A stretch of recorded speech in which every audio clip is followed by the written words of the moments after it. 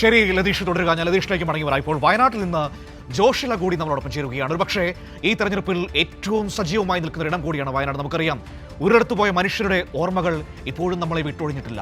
ആ സങ്കടം ഇപ്പോഴും നമ്മുടെ മുൻപിലുണ്ട്.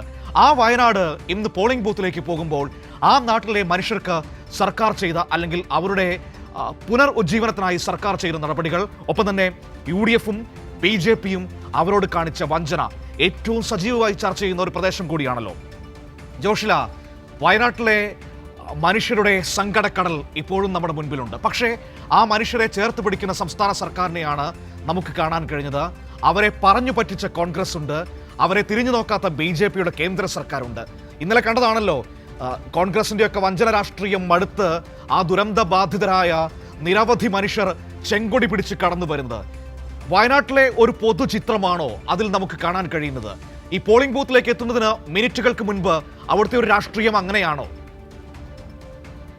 6,47,378 ആളുകൾ ഇന്ന് പോളിംഗ് ബൂത്തുകളിലേക്ക് സമ്മതിദാന അവകാശം വിനിയോഗിക്കാനായി വയനാട് ജില്ലയിൽ നിന്നെത്തും.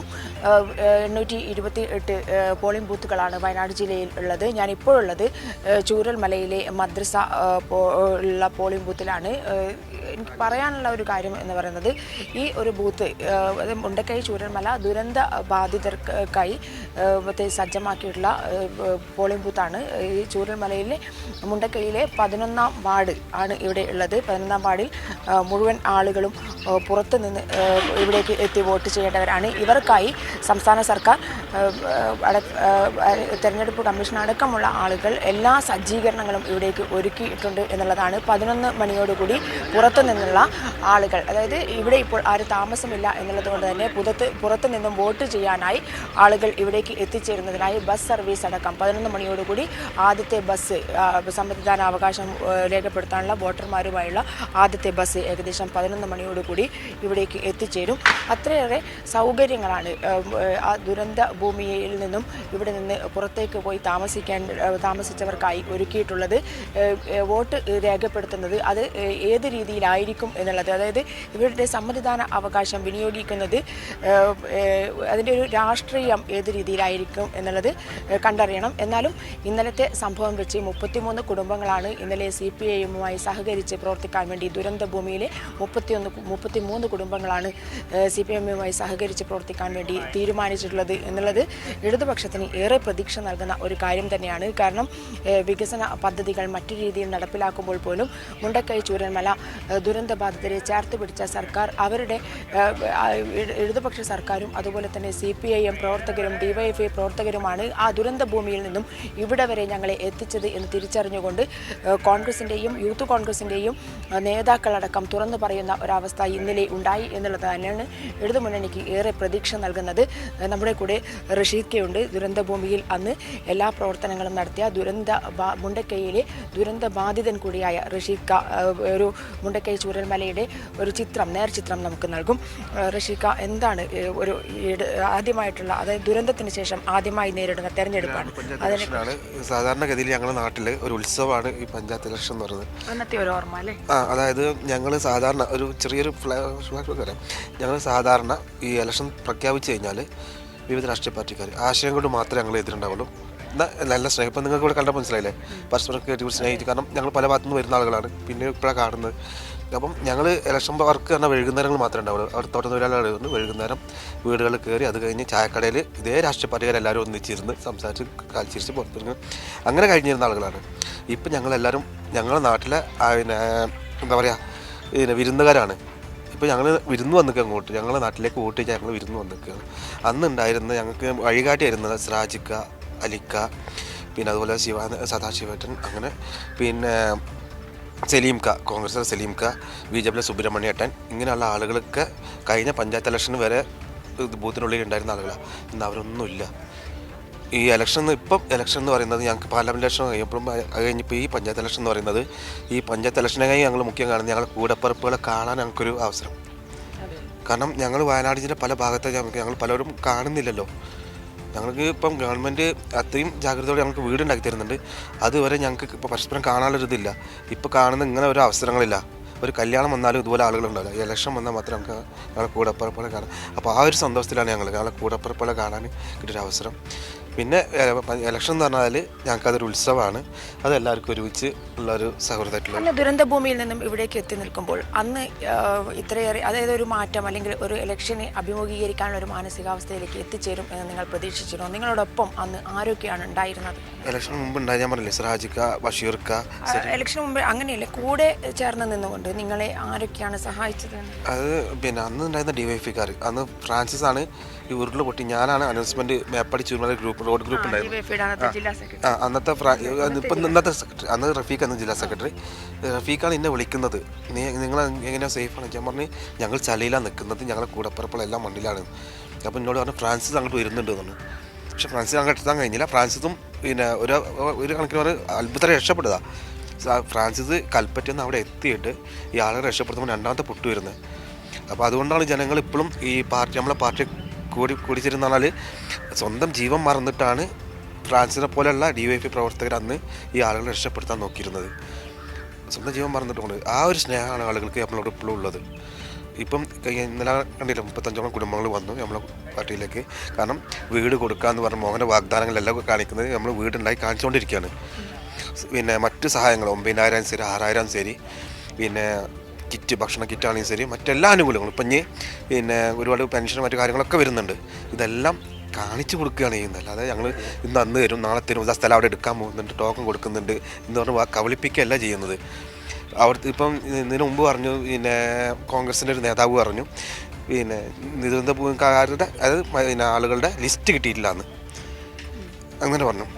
അത് അന്ന് പറഞ്ഞ ഈ MLA ചോദിക്കുകയാണെങ്കിൽ ചിലപ്പം ഇയാളുടെ ലിസ്റ്റ് ഇല്ലെങ്കിലും ഇവിടെ എത്ര റിസോർട്ടിൻ്റെ ലിസ്റ്റ് ഉണ്ടെന്ന് പറയാൻ കഴിയും.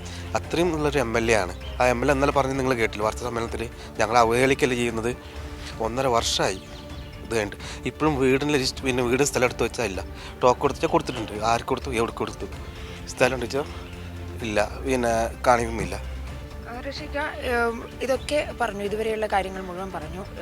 എന്താണ് പ്രതീക്ഷ? അതായത് ചൂരൽമലയിലെയും മുണ്ടക്കയിലെയും ദുരന്ത ബാധിതർ ഈ ഇലക്ഷനിൽ യാഥാർത്ഥ്യം തിരിച്ചറിഞ്ഞ് വയനാട് ജില്ലയിൽ ഭൂരിഭാഗം പഞ്ചായത്തും ഇപ്രാവശ്യം LDFിൻ്റെ കയ്യിലും. കാരണം ഇവർ ഈ പുറത്ത് കാണിക്കുന്ന പുകമറ മാത്രമേ ഉള്ളൂ എന്ന് ജനങ്ങൾക്ക് മനസ്സിലായി തുടങ്ങി. ഒരാഴ്ചയായിട്ട് അതിൻ്റെ ഒരു പ്രതികരണം, നിങ്ങൾ ജോഷില ഇവിടെ വർക്ക് ചെയ്യുന്നതല്ലേ, കണ്ണൂരുകാരിയാണെങ്കിലും ഇവിടെ വർക്ക് ചെയ്യുന്ന ആളാണ് ജോഷിലൊക്കെ മനസ്സിലായി തുടങ്ങില്ല ഇവിടെ എന്തൊക്കെ പ്രതികരിക്കണമെന്നുള്ളത്.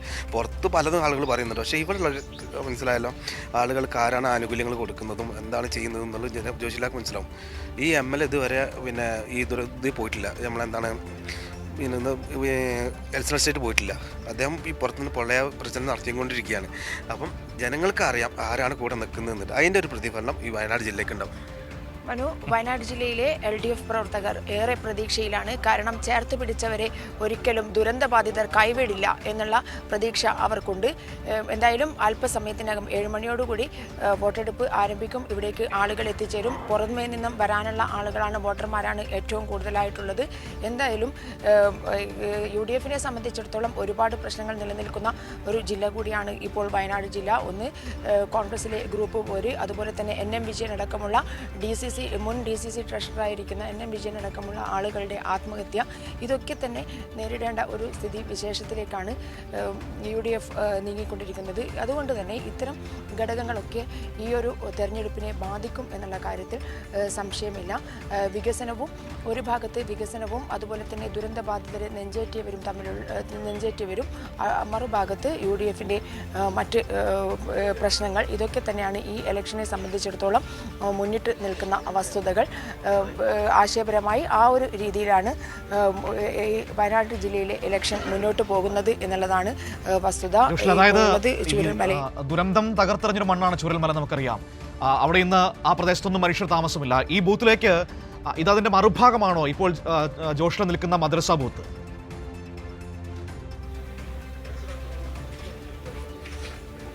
മദ്രസ ബൂത്തിൽ 11ാം വാർഡിലെ ആളുകളാണ് ഇവിടേക്ക് എത്തിച്ചേരുക. ഇവിടെ പ്രധാനമായും 10-11 വാർഡുകളാണ് ഇവിടെ പ്രധാനമായി ഉള്ളത്. ഇത് 11ാം വാർഡിലെ 2 ബൂത്തുകളാണ് ഈ മദ്രസ ബൂത്തിലുള്ളത്. 10ാം വാർഡ് അഗതി മന്ദിരമാണ്. അവിടെ 150 കുടുംബം പുറത്ത് ഉള്ളവരാണ്. അതായത് അട്ടമലയിലുള്ളവരാണ് 150 കുടുംബങ്ങൾ. അവർ പുറത്താണ് താമസിക്കുന്നത്. 11ാം വാർഡിലെ ബൂത്ത് 1 ആണ് ഇവിടെ ഇപ്പോൾ പ്രവർത്തിക്കുന്നത്. പഴയ മുണ്ടക്കൈ അവിടെയുള്ള എല്ലാവരും പുറത്തുനിന്ന് എത്തിച്ചേരേണ്ടവരാണ്. അതായത് പുറത്താണ് ഇവരെ പുനരധിവസിപ്പിച്ചിട്ടുള്ളത്. വാടക വീടുകളിൽ അവരെല്ലാം തന്നെ ഇവിടേക്ക് എത്തിച്ചേരേണ്ടവരാണ്. അവർക്ക് ബസ് സൗകര്യം അടക്കം ഏർപ്പെടുത്തി കഴിഞ്ഞിട്ടുണ്ട്. അത്തരത്തിൽ ഇന്ന് വോട്ടെടുപ്പ് പുരോഗമിക്കും. ഏകദേശം 11 മണിയോടുകൂടി എല്ലാവരും എത്തിച്ചേരും എന്നാണ് പ്രതീക്ഷിക്കുന്നത്. അതിനു മുൻപ് വാഹന സൗകര്യം വേണ്ടാത്ത ആളുകൾ നേരത്തെ തന്നെ എത്തി വോട്ടവകാശം വിനിയോഗിക്കും എന്നാണ് പ്രതീക്ഷിക്കുന്നത്. ഇപ്പോൾ തന്നെ ആളുകൾ എത്തിത്തുടങ്ങിയിട്ടുണ്ട്. നേരത്തെ തന്നെ കാത്തു നിൽക്കുന്ന ആളുകളെയും നമുക്ക് കാണാൻ സാധിക്കും. ഏട്ടാ, നേരത്തെ എത്തിയോ? നേരത്തെ എത്തി, അരമണിക്കൂർ നേരത്തെ എത്തി. എന്ത് പറയുന്നു? പുതിയ ആദ്യമായിട്ടല്ലേ ഒരു ദുരന്തത്തിന് ശേഷം? ദിവസം ബസ്സിൽ ആദ്യം ബുദ്ധിമുട്ട്. എവിടുന്ന വരുന്നത്? ഇവിടെ തന്നെ ചെറുമൽ തന്നെ, ഈ പള്ളീൻ്റെ മേലെ. നേരത്തെ തൊട്ടി ഇത് പോയ സുഖമില്ലാത്തല്ലേ. അങ്ങനെ ഇവിടെ കുറച്ച് പേർ പുറത്ത് ഇതിനടുത്ത് തന്നെ ചൂരൽമലയിൽ അടുത്ത് താമസിക്കുന്ന കുറച്ച് ആളുകളുണ്ട്. അവരൊക്കെ തന്നെ നേരത്തെ എത്തി വോട്ടവകാശം വിനിയോഗിക്കും. അതാണ് നമ്മൾ കണ്ടത്. നേരത്തെ തന്നെ എത്തി, അതായത് അസുഖമുള്ള ആളല്ലേ, നേരത്തെ തന്നെ എത്തി വോട്ട് ചെയ്തു പോകാമെന്ന് കരുതിയതാണ് എന്നാണ് ആ ചേട്ടൻ ഞങ്ങളോട് പറഞ്ഞത്. അത്തരത്തിൽ ഇവിടെ അടുത്ത് താമസിക്കുന്നവരെ തന്നെ നേരത്തെ തന്നെ എത്തി വോട്ട് ചെയ്യും എന്നാണ് പ്രതീക്ഷിക്കുന്നത്. മനു.